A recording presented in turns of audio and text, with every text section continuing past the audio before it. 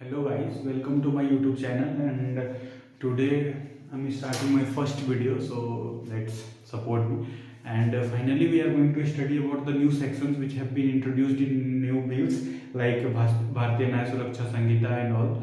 So the IPC has been replaced with new law which is known as the Bharatiya Nyaya Sanhita 2023. Under this new section has been interpreted, that is section number 69. So what is that section number 69? Today we are going to learn. Section 69 है क्या? Section 69. So what does this section talks about? This section is basically talking about the sexual intercourse between male and female.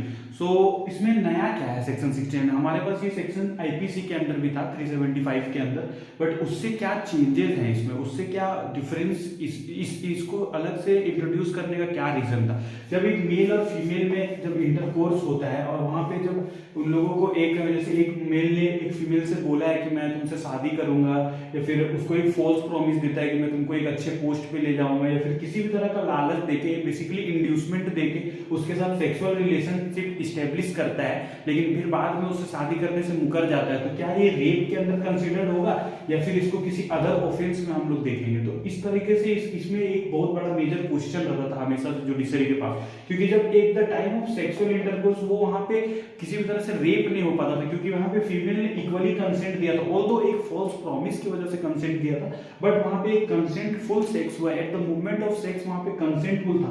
दूसरा ये बात है कि अगर आप below 18 करोगे तो आप पे तो पॉस लग जाएगा, ऐसे भी वो पॉस को एक लग जाएगा, तो वो अवेलेबल नहीं है यहाँ पे वो चीज। लेकिन अगर एक 18 एबव गर्ल अगर अपना कंसेंट से सेक्स करती है तो उसके लिए वो रेप नहीं हो सकता है, तो इसी के लिए वो रेप का कंसिडरेशन में नहीं आ रहा था। तो उसके लिए गवर्नमेंट ने सोचा और लेजिस्लेशन ने सोचा कि कुछ ऐसा लॉ निकाल दे जिससे इस चीज को भी प्रोटेक्शन मिल जाए और वो चीज प्रोटेक्ट हो जाए। तो इस चीज के चलते एक नया सेक्शन इंट्रोड्यूस किया गया, which is continue guys. So basically we are looking about section 69 and we will be further bifurcating the sections. Let's first see the elements of section 69. What are the elements of section 69? So basically section 69 is basically saying whoever by deceitful or making by promise to marry a woman, making a false promise to marry a woman और without any intention of fulfilling the same, उसका कभी से कोई intention था ही नहीं इस चीज को सच करने का, एंड सेक्सुअल इंटरकोर्स विद, और उसके साथ एक सेक्सुअल इंटरकोर्स रिलेशनशिप एस्टैब्लिश करता है।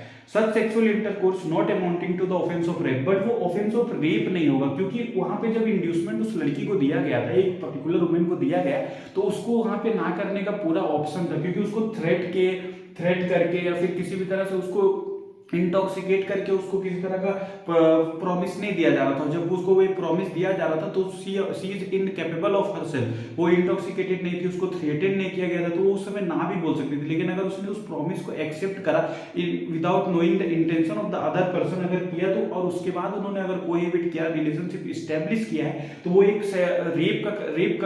रेप कंसिडर्ड नहीं होगा। यही उस सेक्शन का बात करता है। बट ऐसा नहीं है कि अगर आप ये रेप कंसिडर्ड नहीं होगा तो ये जो ए पर्सन है वो एक्विटल हो जाएगा, उसको कोई सजा नहीं होगा, ऐसा कुछ नहीं है। इसमें उसी चीज का बात किया गया है कि अगर आप किसी को फॉल्स प्रॉमिस करते हो, किसी तरह का इंड्यूसमेंट करते हो, किसी तरह का एक उसको लालच देते हो कि हम आपको प्रमोशन देंगे, हम आपको कंपनी में और वेलबींग देंगे, अच्छा सैलरी देंगे, उस बेसिस पे आप मेरे साथ कोहेबिट कर लो, और उस तरह का फॉल्स प्रॉमिस देके उसके साथ कोहेबिट करते हो, तो आपको फिर भी 10 साल का 10 इयर्स ऑफ इम्प्रिजनमेंट आपके लिए यहाँ पे डिफाइंड है। लेकिन ये क्या अलग बनाता है जो हमारा प्रीवियस सेक्शन था? हमारा प्रीवियस सेक्शन में ऐसा कुछ दिया हुआ नहीं था। जब ऐसा कुछ होता था तो कोर्ट और जुडिशरी इसको डायरेक्ट व्यू में लेता था कि ये रेप ही कंसीडर होगा किसी भी तरीका से। लेकिन यहाँ जो मेजर कंसर्न है वो हम लोग रेप का डेफिनेशन से समझ सकते हैं कि रेप में क्या होता है। Rape is completely unintentional by the girl. यहाँ पे गर्ल का कभी से कोई इंटेंशन होता ही नहीं है। This is like a random thing कि किसी लड़के ने किसी लड़की को देखा, छेड़ा और उसके साथ कुछ गलत कर दिया, तो that can be considered as a rape, क्योंकि वहां पे उसका कोई कंसेंट था ही नहीं, ना तो उसको कभी किसी चीज के लिए इंड्यूस किया गया, ना उसको किसी चीज के लिए फॉल्स प्रॉमिस किया गया। डायरेक्टली उस पर एक ऑफेंस कमिट किया गया, उसका मॉडेस्टी अगेंस्ट हर वुमेन का ऑफेंस क्रिएट किया गया, उसके साथ गलत किया गया, और that is considered as a rape. Sexual intercourse यहाँ पे पूरा अनइंटेंशनल होता है। लेकिन इन दोनों सेक्शन के बीच में ये वाला चीज पूरी तरह से फंस जा रहा था कि यहाँ पे तो इन्होंने कंसेंट अपना दिया है, और तो एक फॉल्स प्रॉमिस के थ्रू दिया है, बट वहां कंसेंट दिया, तो सेक्स जब हुआ तो वो कंसेंटेड सेक्स था, इसीलिए वो रेप नहीं कंसीडर किया जा सकता है। लेकिन अगर 375 जो हम लोग पुराना आईपीसी का बात करते हैं उसमें it is clearly not mention, वहां पे ऐसा कुछ मेंशन नहीं था कि अगर फॉल्स प्रॉमिस के ऊपर भी फिर भी अगर वहां पे अगर वो चीज रेप साबित हो जाता तो वहां पे लाइफ इंप्रिजनमेंट भी मिल सकता था। लेकिन यहाँ पे अगर सेक्शन 69 में हम लोग फॉल्स इंप्रिजनमेंट के थ्रू जाते हैं तो वहां पे लाइफ इंप्रिजनमेंट नहीं है और 10 इयर्स का इंप्रिजनमेंट है। तो यही बेसिक डिफरेंस है सेक्शन 69 और section 375। No, thank you guys. Please support and do like, share and subscribe. And we will meet on another video.